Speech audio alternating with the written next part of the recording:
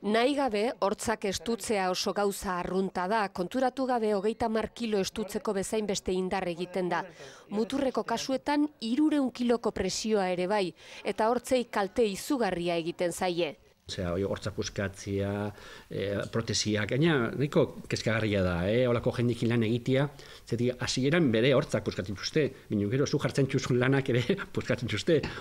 Egun oso batean 15 minutuz egitea arrunta bezala jo daiteke, baina badira 4 orduz aritzen direnak. Hortzak babesteko lotara sartu aurretik ferula jartzea gomendatzen dute dentistek. Bruxismo kasuak areagotu izanak adituen arreta piztu du. Ez baita ahoko osasun kontua soilik, askotan beste patologia batzuekin lotura zuzena antzeman diote. Hala buruko minak, zerbikaletako mina eta apneak. Gaztearoan, euniko 80 goizeko buruko minak hori, bruxismo eragitan izan dira. Gaur-gaurko ezin da ezabatu, baina bruxismoa duenak zenbait neurri arditzake joera hori gutxitzeko.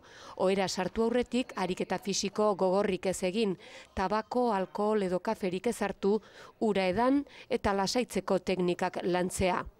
Gipuzkoako dentisten elkarteak kanpaina abiatuko du datorren astean farmazia eta ospitale inguruetan autobus ibiltaria jarrita. Dohaineko azterketa eta gomendioak eskainiko dituzte.